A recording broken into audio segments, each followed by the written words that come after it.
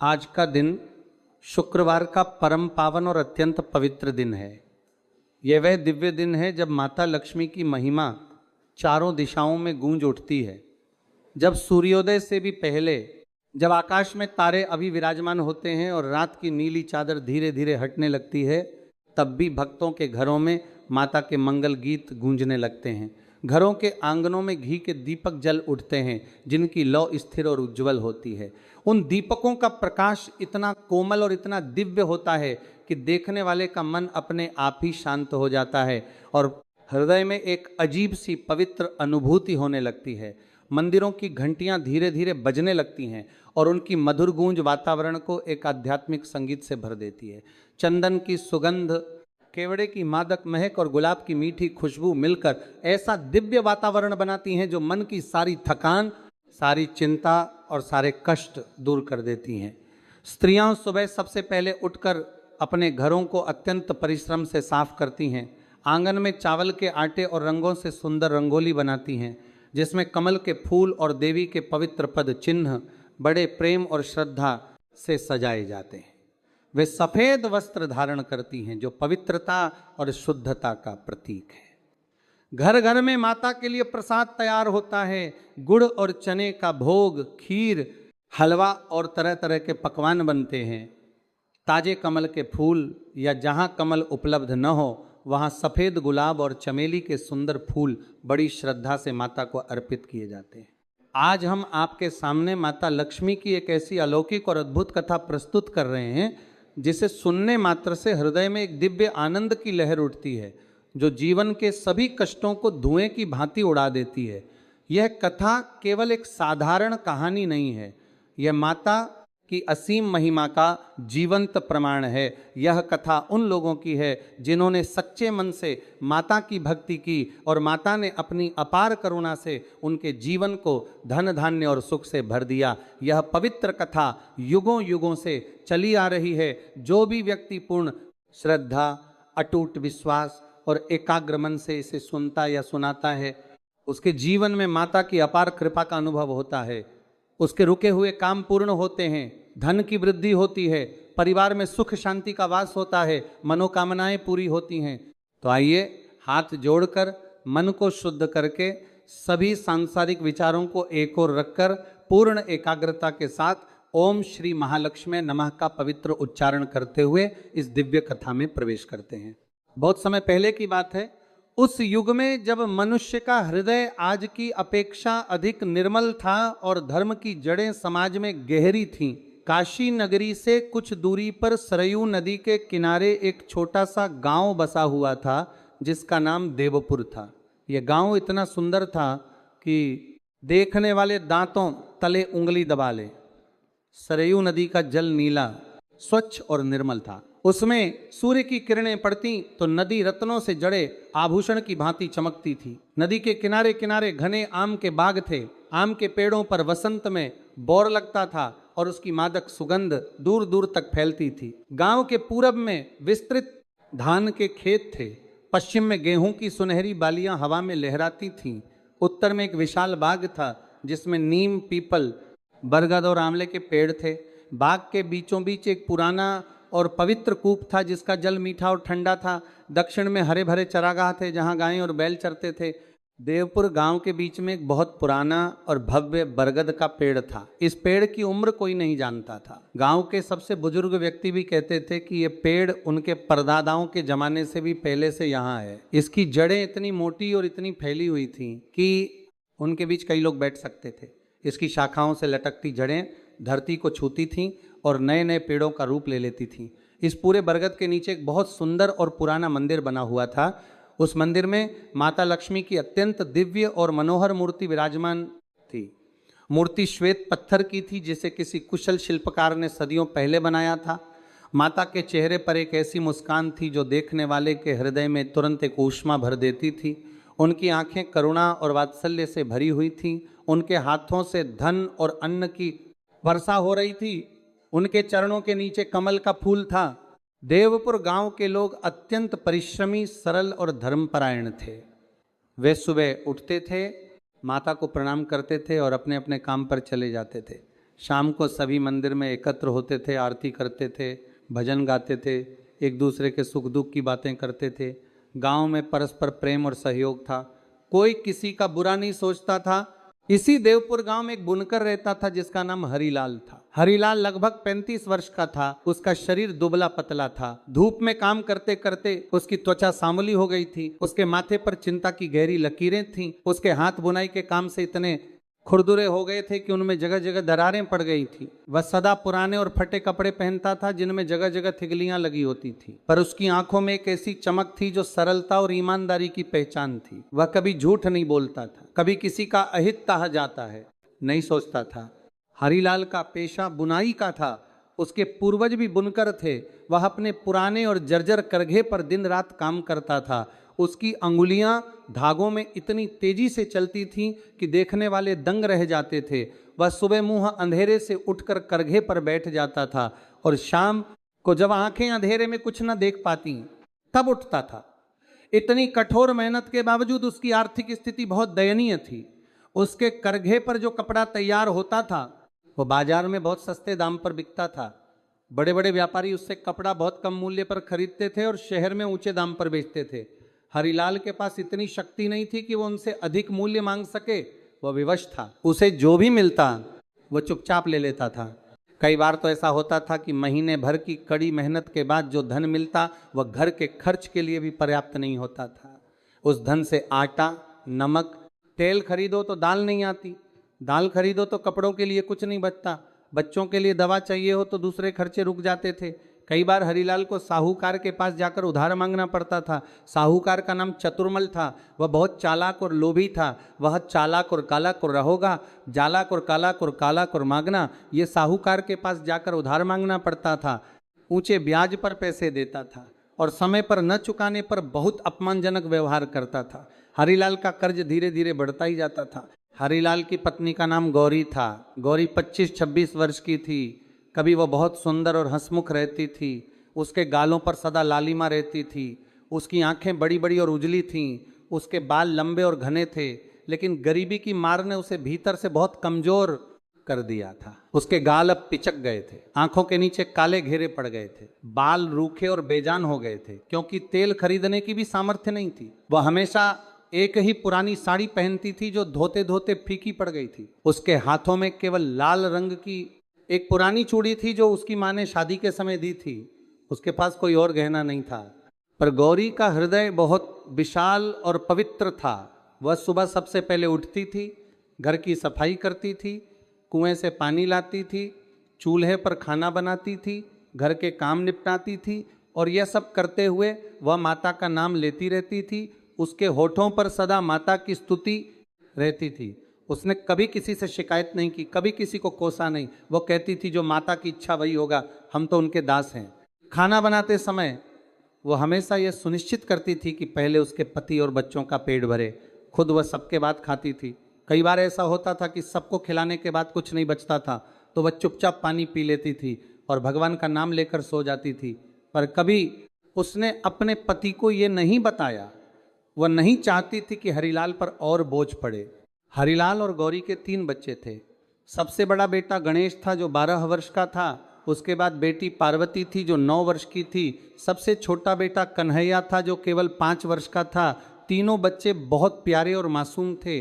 गणेश बड़ा होने के कारण अपने पिता की बहुत मदद करता था। वह करघे पर धागा लगाने में, सूत सुलझाने में और तैयार कपड़ा गठरी में बांधने में मदद करता था। पार्वती अपनी माँ के साथ घर का काम करती थी। कन्हैया बहुत छोटा था इसलिए वह इधर उधर खेलता रहता था। तीनों बच्चे दुबले पतले थे, उनके कपड़े फटे हुए थे, जूते नहीं थे इसलिए नंगे पैर चलते थे।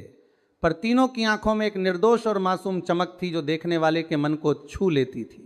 हरिलाल और गौरी दोनों बहुत धार्मिक और आस्थावान थे। वे रोज सुबह ब्रह्म मुहूर्त में उठकर स्नान करते थे, चाहे सर्दी हो या गर्मी, बरसात हो या आंधी। फिर माता लक्ष्मी के मंदिर में जाकर पूजा अर्चना करते थे। उनके पास पूजा के लिए साधन बहुत कम थे, ना महंगे फूल, ना घी, ना दूध। पर वे जंगल से कुछ जंगली फूल चुन लाते थे। घर में जो थोड़ा सा गुड़ होता वह चढ़ाते थे, माता को जल चढ़ाते थे और आंखें बंद करके पूरे मन से प्रार्थना करते थे गौरी की प्रार्थना बड़ी सरल होती थी। वह कहती थी, हे माता, मुझे महल नहीं चाहिए, हीरे जवाहरात नहीं चाहिए, बस मेरे बच्चों का पेट भर जाए, मेरे पति की मेहनत बेकार न जाए, इतना ही मेरी विनती है। उस गांव में एक दिन एक घटना घटी जिसने सब कुछ बदल दिया। उस दिन शुक्रवार था, सुबह की ठंडी हवाएं चल रही थीं, पूरब में क्षितिज पर लालिमा फैल रही थी, आकाश में अभी कुछ तारे चमक रहे थे। ऐसे में मंदिर के पास से गुजरते हुए एक श्वेत वस्त्रधारी वृद्ध साध्वी को हरिलाल और गौरी ने पूजा करते हुए देखा। वह साध्वी कोई 80 वर्ष की रही होंगी। उनके बाल बिल्कुल सफ़ेद थे जो चांदी की तरह चमकते थे। उनके मुख पर एक अलौकिक तेज था। उनकी आंखें ऐसी थीं जैसे उनमें हजारों वर्षों का ज्ञान समाया हो। उनके वस्त्र श्वेत और स्वच्छ थे। हाथ में एक छोटी सी माला थी और दूसरे हाथ में एक कमल का फूल था जो उस समय कहाँ से आया ये कोई नहीं जानता था, क्योंकि उस गांव के आसपास कोई तालाब नहीं था जहां कमल खिलता हो। साध्वी मंदिर में बड़ी शांति और गहरी भक्ति के साथ पूजा कर रही थीं। उनके होठों पर मंत्र थे। उनका पूरा शरीर एक अलग ही भक्ति रस में डूबा हुआ था। हरिलाल और गौरी उन्हें देखते ही रुक गए। उनके मन में एक अजीब सी श्रद्धा जागी। उन्होंने जाकर साध्वी को प्रणाम किया। साध्वी ने आंखें खोली। उन्होंने हरिलाल और गौरी को बहुत गहरी दृष्टि से देखा, जैसे वे उनके भीतर की पूरी कहानी पढ़ रही हो। साध्वी ने बहुत मधुर और गंभीर आवाज में पूछा, बच्चों, तुम दोनों के चेहरे पर बड़ी थकान और चिंता है, क्या कोई कष्ट है तुम्हें? क्या कोई बात मन में है? हरिलाल ने हाथ जोड़कर कहा, माई, आप सच कह रही हैं, हम बहुत कष्ट में हैं। मैं बुनकर हूँ, दिन रात करघे पर काम करता हूँ, पर जो मिलता है वो पर्याप्त नहीं होता। बच्चे भूखे रहते हैं, कर्ज बढ़ता जाता है, हम समझ नहीं पाते कि क्या करें। गौरी की आंखों से 2 बूंद आंसू निकल पड़े। उसने धीरे से कहा, माई, हम माता की पूजा करते हैं, रोज मंदिर आते हैं, पर लगता है हमारे भाग्य में कष्ट ही लिखा है। साध्वी ने उन्हें बहुत प्रेम और करुणा से देखा। फिर उन्होंने पूछा, बच्चों, क्या तुमने कभी शुक्रवार का विशेष व्रत किया है? क्या तुमने माता लक्ष्मी की विशेष उपासना का कोई नियम पाला है? हरिलाल ने सोचते हुए कहा, नहीं माई, हम तो बस रोज पूजा करते हैं, कोई विशेष व्रत या नियम नहीं जानते। साध्वी ने मुस्कुराते हुए कहा, तो सुनो, शुक्रवार का व्रत माता लक्ष्मी का सबसे प्रिय व्रत है। यह व्रत साधारण नहीं है। इसमें केवल उपवास नहीं रखना है, इसमें मन की शुद्धता, हृदय की सच्चाई और आत्मा की पवित्रता सबसे महत्वपूर्ण है। जो भी श्रद्धा से यह व्रत करता है, माता उसकी सुनती है। फिर साध्वी ने विस्तार से बताया, शुक्रवार को ब्रह्म मुहूर्त में उठो, ठंडे जल से स्नान करो, श्वेत वस्त्र धारण करो, पूरे घर की अच्छे से सफाई करो, क्योंकि माता को स्वच्छता अति प्रिय है। आंगन में रंगोली बनाओ, माता के सामने घी का दीपक जलाओ, ताजे फूल चढ़ाओ, गुड़ और चने का भोग लगाओ, पूरे दिन निराहार व्रत रखो, केवल जल पी सकते हो, माता की कथा सुनो या पढ़ो, शाम को फिर से पूजा करो, गरीब और ज़रूरतमंद को भोजन कराओ, फिर स्वयं प्रसाद खाकर व्रत खोलो। यह व्रत लगातार 16 शुक्रवार तक करो। बस याद रखो, विश्वास अटूट रखना। माता की परीक्षा होगी, पर धैर्य मत छोड़ना। हरिलाल और गौरी ने बहुत ध्यान से सुना। उनके हृदय में एक नई आशा जागी। उन्हें लगा जैसे अंधेरे में एक दिया जल उठा हो। गौरी ने विनम्रता से पूछा, पर माई, हमारे पास तो इतने साधन नहीं है, न महंगे फूल, न घी, न मिठाई, हम इतनी गरीबी में कैसे पूजा करेंगे? साध्वी ने बड़े स्नेह से कहा, बेटी, माता धन नहीं देखती, माता तो हृदय देखती है। तुम्हारी श्रद्धा ही तुम्हारा सबसे बड़ा धन है। जंगल से फूल लाओ, घर में जो थोड़ा गुड़ चना हो उसी का भोग लगाओ। माता की नज़र में तुम्हारा एक सच्चा आंसू सोने से भी कीमती है। ये कहकर साध्वी उठी। उन्होंने हरिलाल और गौरी के सिर पर हाथ रखकर आशीर्वाद दिया। उनका स्पर्श अद्भुत था, जैसे किसी ने शीतल जल से हृदय को धो दिया हो। फिर वह धीरे धीरे चलती हुई बाग में प्रवेश कर गईं और कुछ ही पलों में वे कहाँ चली गईं किसी को पता न चला। हरिलाल ने आसपास देखा, इधर उधर देखा, पर साध्वी कहीं नहीं दिखी। वह चकित रह गया। गौरी ने धीमे स्वर में कहा, यह कोई साधारण महिला नहीं थी। उनके हाथ में वह कमल कहाँ से आया? उस समय इस गांव में कमल कहाँ से मिले? हरिलाल ने भाव विभोर होकर कहा, लगता है माता स्वयं हमारे पास आई थी। दोनों की आंखों में आंसू आ गए। उन्होंने माता के सामने झुककर प्रणाम किया। उसी दिन से उन्होंने शुक्रवार का व्रत रखने का संकल्प लिया। अगले शुक्रवार को गौरी रात के 2 बजे ही उठ गई। बाहर ठंड थी, सर्दी का मौसम था, हवाएं तेज चल रही थीं, पर गौरी ने बिना किसी शिकायत के ठंडे जल से स्नान किया। उसने अपनी सबसे साफ सफेद साड़ी निकाली जो शादी के समय की थी और बहुत संभाल कर रखी थी। वह था साड़ी पहनकर वो बहुत सुंदर लग रही थी। फिर उसने पूरे घर की सफाई की, आंगन बुहारा, कोने कोने की धूल साफ की, आंगन को गोबर से लीपा, फिर चावल के आटे और हल्दी से एक बहुत सुंदर रंगोली बनाई, उसमें कमल के फूल बनाए, माता के पद चिन्ह बनाए। घर के एक बरस कोने में जहाँ माता की एक छोटी सी पुरानी तस्वीर थी, वहाँ उसने एक छोटा मिट्टी का दीपक जलाया। फिर वो बाहर गई और पास के बाग से कुछ सफ़ेद फूल चुन लाई, उन्हें माता को अर्पित किया।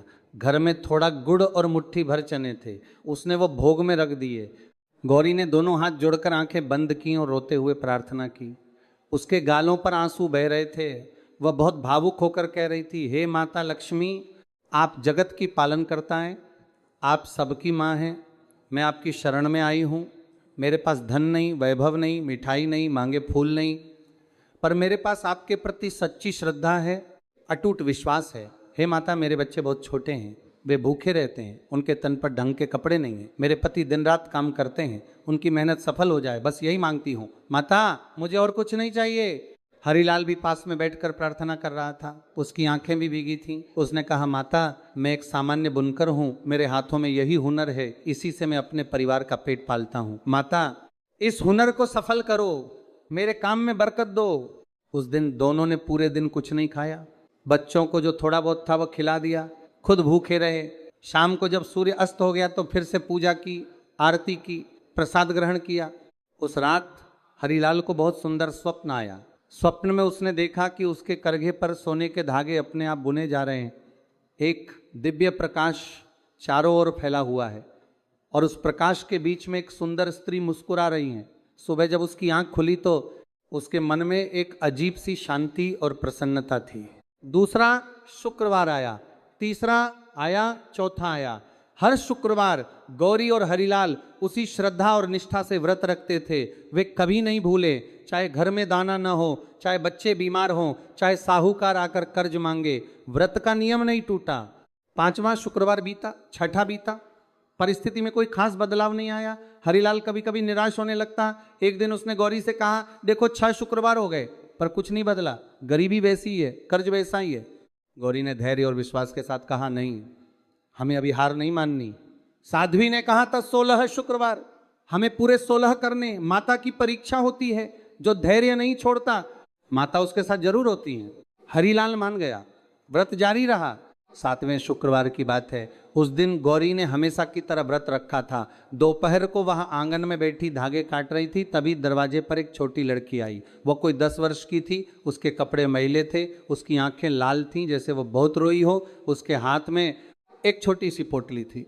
उसने कहा, काकी, मेरी माँ बहुत बीमार है, उसे बहुत तेज बुखार है, घर में खाने को कुछ नहीं है, क्या आप कुछ दे सकती हैं? गौरी का मन द्रवित हो गया। उसने सोचा, मेरे पास तो खुद बहुत कम है, आज व्रत है, शाम को व्रत खोलने के लिए बस थोड़ा गुड़ और चने हैं, पर इस बच्ची की माँ बीमार है, घर में खाना नहीं है, ये बच्ची कितनी लाचार है, मैं कैसे मना कर सकती हूँ?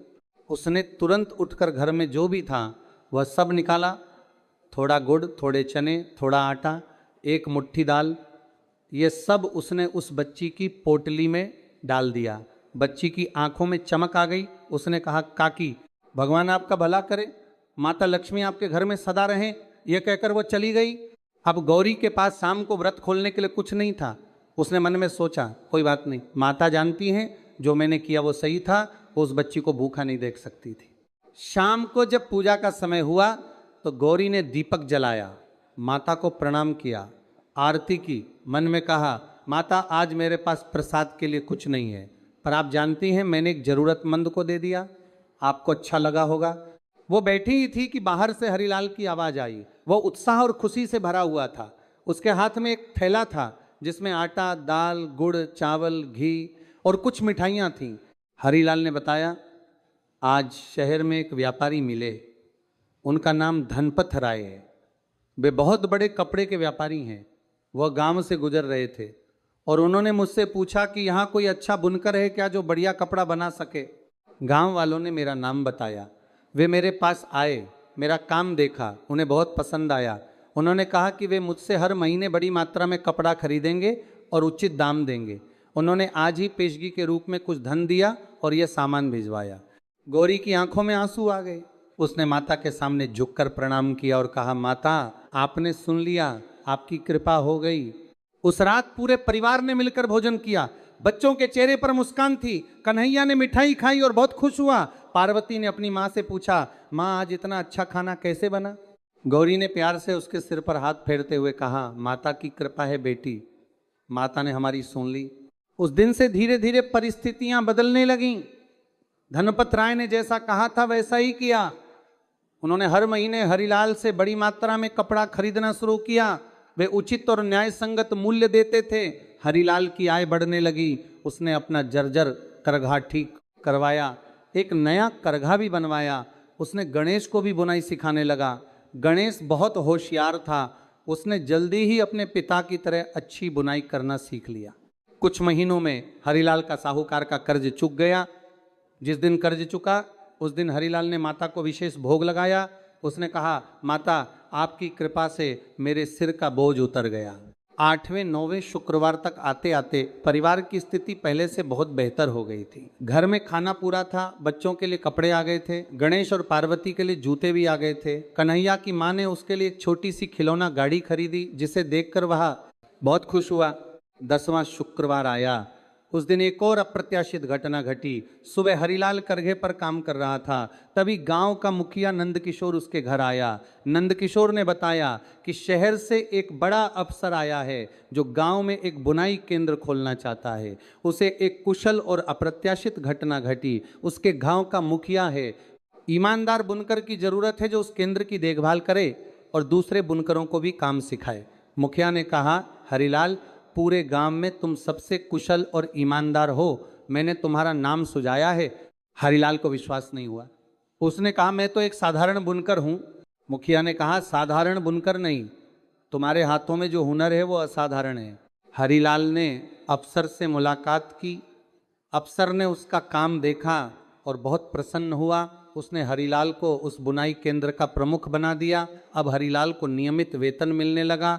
वह दूसरे बुनकरों को भी काम देने लगा।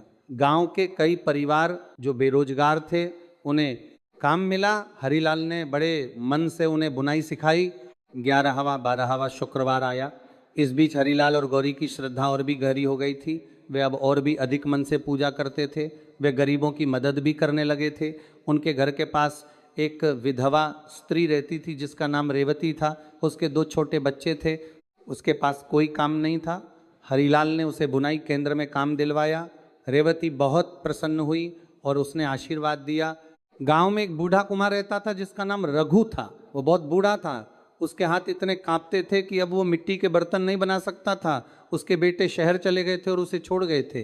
वो अकेला बहुत कष्ट में था। हरिलाल और गौरी उसके लिए हर सप्ताह खाना और राशन पहुंचाते थे। 13वां शुक्रवार आया। उस दिन की बात बहुत अद्भुत है।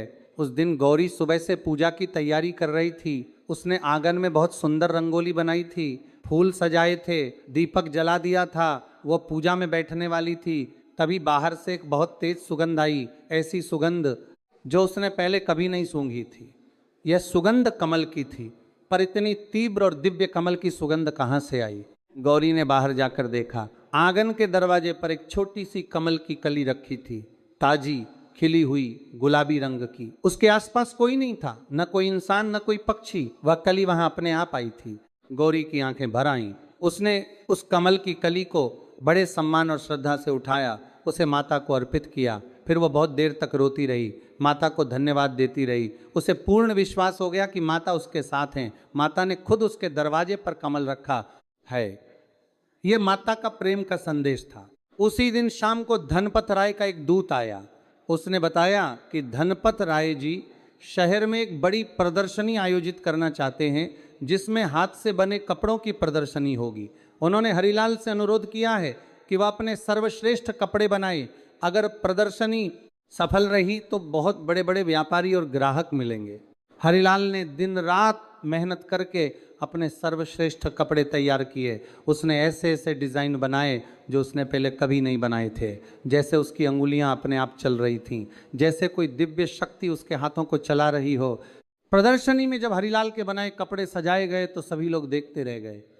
एक व्यापारी जो दूर के शहर से आया था, उसने हरिलाल के कपड़े देखे और कहा, मैंने इतने वर्षों में इतने सुंदर हाथ से बने कपड़े नहीं देखे। ये कपड़े तो बहुत बड़े शहरों में भी बिक सकते हैं। उसने हरीलाल से बड़े पैमाने पर कपड़े खरीदने का अनुबंध किया। हरीलाल उस रात घर आया तो उसकी आंखों में आंसू थे। उसने गौरी से कहा, देखो माता ने क्या किया, हम तो एक साधारण बुनकर थे, माता ने हमें इतना बड़ा अवसर दिया। 14वां शुक्रवार आया। हरीलाल और गौरी की स्थिति अब पूरी तरह बदल चुकी थी। घर में धान्य भरपूर था, बच्चों के लिए अच्छे कपड़े थे, गणेश को अच्छे गुरु के पास पढ़ने भेजने की व्यवस्था हो गई थी, पार्वती भी पाठशाला में जाने लगी थी, छोटा कन्हैया स्वस्थ और हंसता खेलता रहता था। पर हरीलाल और गौरी की सच्चाई और ईमानदारी में कोई कमी नहीं आई। वे उतने ही सरल और विनम्र रहे जितने पहले थे, बल्कि अब वे और अधिक दान करने लगे। जो भी जरूरतमंद उनके पास आता वे खाली हाथ नहीं जाने देते थे। गांव में एक घटना और हुई। बुनाई केंद्र के पास एक टूटी फूटी धर्मशाला थी जहां यात्री रुकते थे, पर उसकी छत टपकती थी और दीवारें जर्जर थीं। यात्रियों को बहुत कष्ट होता था। हरीलाल ने उस धर्मशाला की मरम्मत करवाई, उसे ठीक करवाया, यात्रियों के लिए पानी की व्यवस्था करवाई। 15वां शुक्रवार आया। उस दिन कुछ ऐसा हुआ जो सबसे अद्भुत था। उस दिन सुबह गौरी पूजा कर रही थी, उसने दीपक जलाया था, माता के सामने फूल चढ़ाए थे, वह आंखें बंद करके प्रार्थना कर रही थी कि अचानक उसे लगा जैसे मंदिर में एक दिव्य प्रकाश भर गया हो। उसने आंखें खोलीं। माता की मूर्ति के चारों ओर एक सुनहरी आभा थी, ऐसी आभा जो उसने पहले कभी नहीं देखी थी। उस प्रकाश में माता की मूर्ति का चेहरा और भी अधिक दिव्य और करुणामय लग रहा था।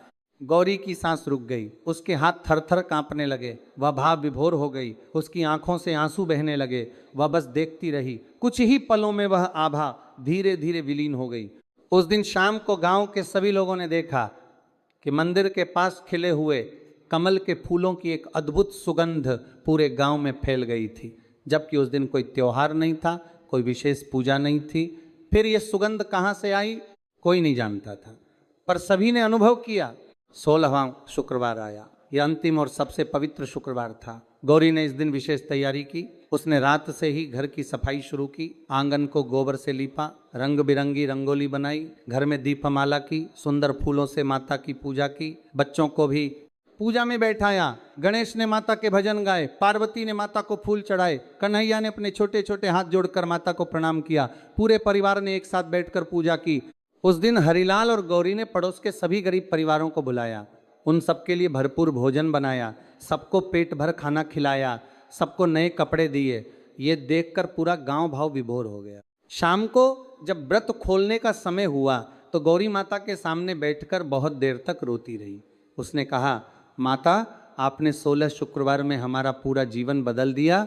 हम तो कुछ नहीं थे, आपकी कृपा से हम सब कुछ हो गए। पर माता एक विनती है, हमें धन मिला, यश मिला, सुख मिला, पर हम कभी इसके अहंकार में न डूबें। हम सदा विनम्र रहें, हम सदा गरीबों की मदद करते रहें, हम सदा आपकी भक्ति में लीन रहें, यही वरदान दीजिए माता।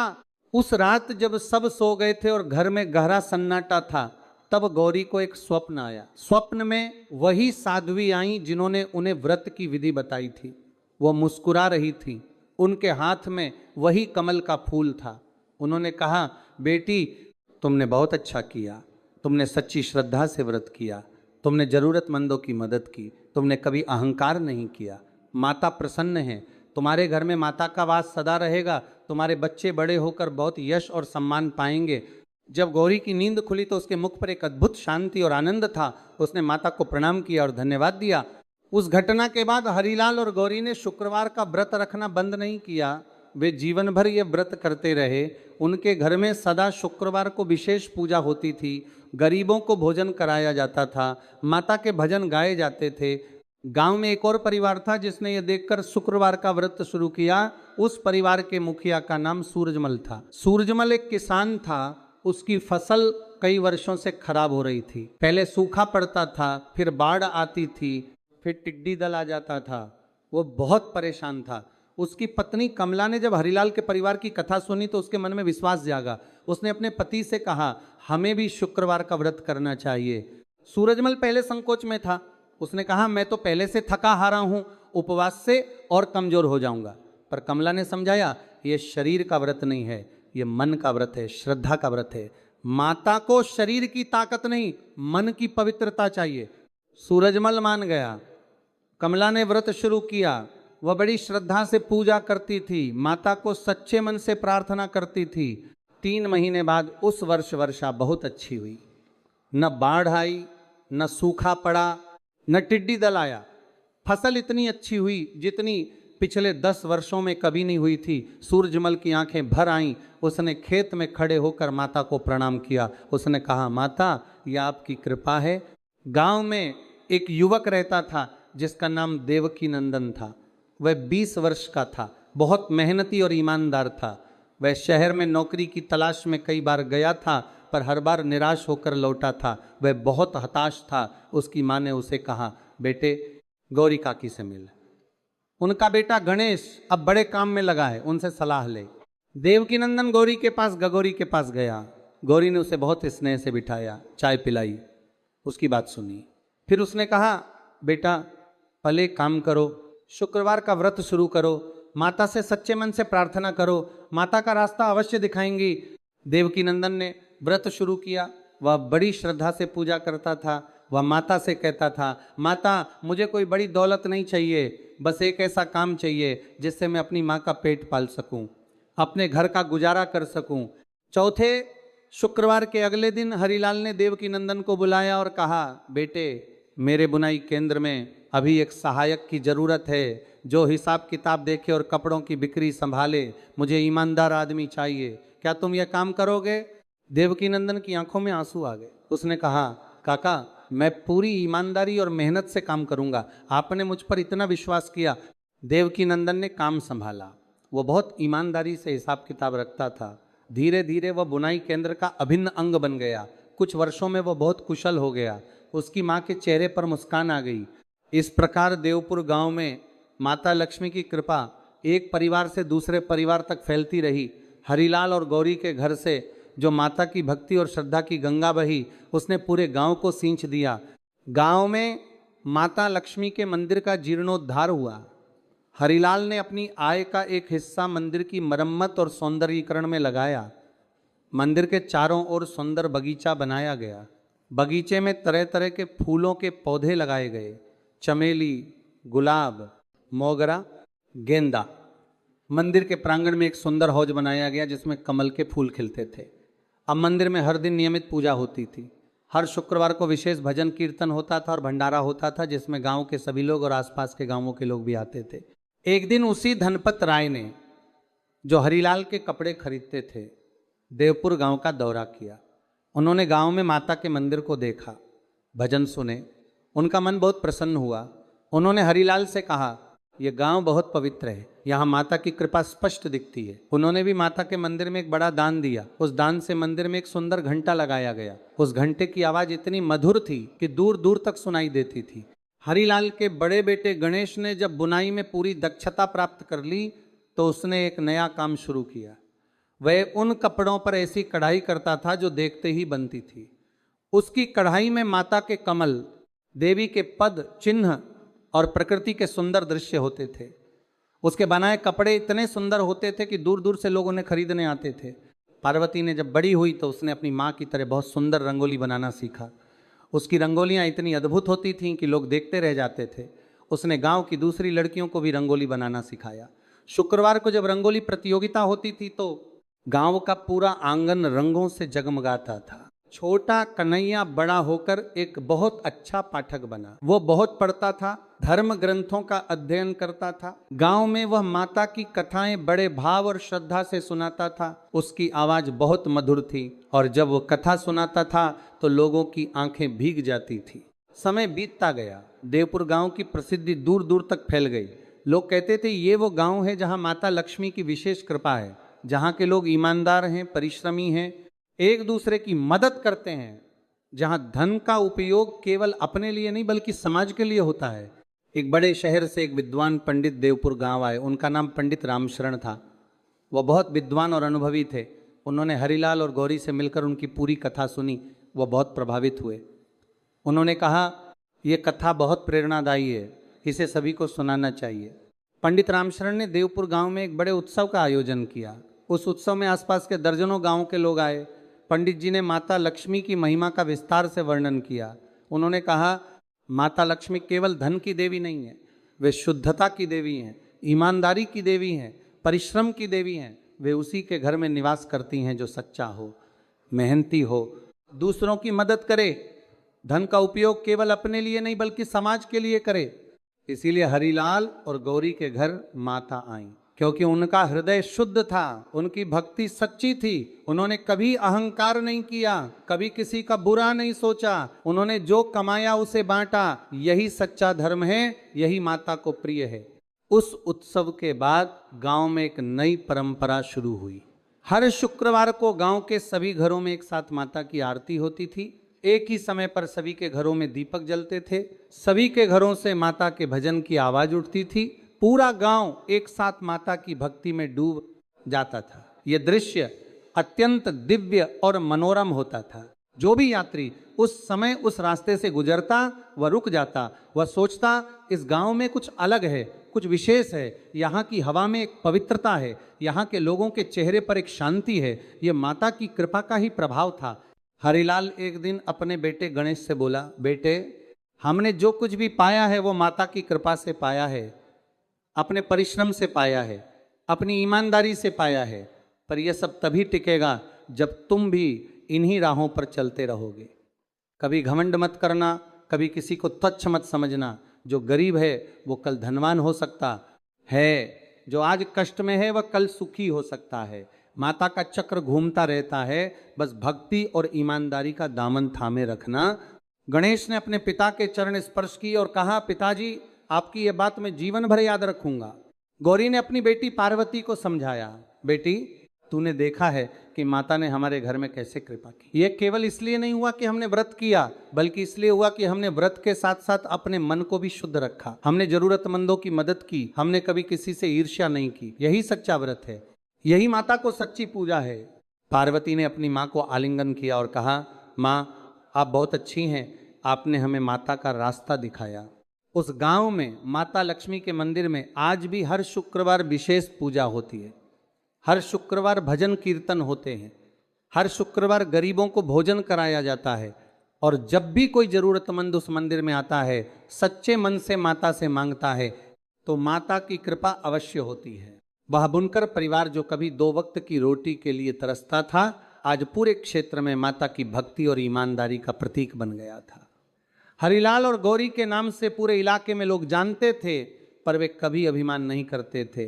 वे कहते थे, ये हमारी कोई उपलब्धि नहीं है, ये तो माता का प्रसाद है। इस पवित्र कथा का सार यही है कि माता लक्ष्मी उसी के घर में आती हैं जहां सच्चाई है, ईमानदारी है, परिश्रम है, दूसरों के प्रति दया और करुणा है, जहां धन का उपयोग केवल अपने लिए नहीं बल्कि समाज की भलाई के लिए भी होता है, जहां मन शुद्ध है और भक्ति सच्ची है। शुक्रवार का यह पवित्र व्रत केवल उपवास नहीं है, ये एक संकल्प है। सच्चाई का संकल्प, ईमानदारी का संकल्प, परिश्रम का संकल्प, दूसरों की मदद करने का संकल्प। जो यह संकल्प पूरे मन से लेता है, माता उसकी जरूर सुनती है। माता की कृपा अनंत है, माता का हृदय असीम करुणा से भरा है। वे अपने भक्तों को कभी निराश नहीं करती। हे माता लक्ष्मी, आप सबके जीवन में अपनी कृपा बनाए रखें। सभी के घरों में धन धान्य की वर्षा करें, सभी के मन में शांति और संतोष भरें, सभी के परिश्रम को सफल करें, सभी के बच्चों को सुख और समृद्धि दें, सभी के परिवार में प्रेम और सद्भाव बना रहे। जय माता लक्ष्मी की, जय जय माता लक्ष्मी की।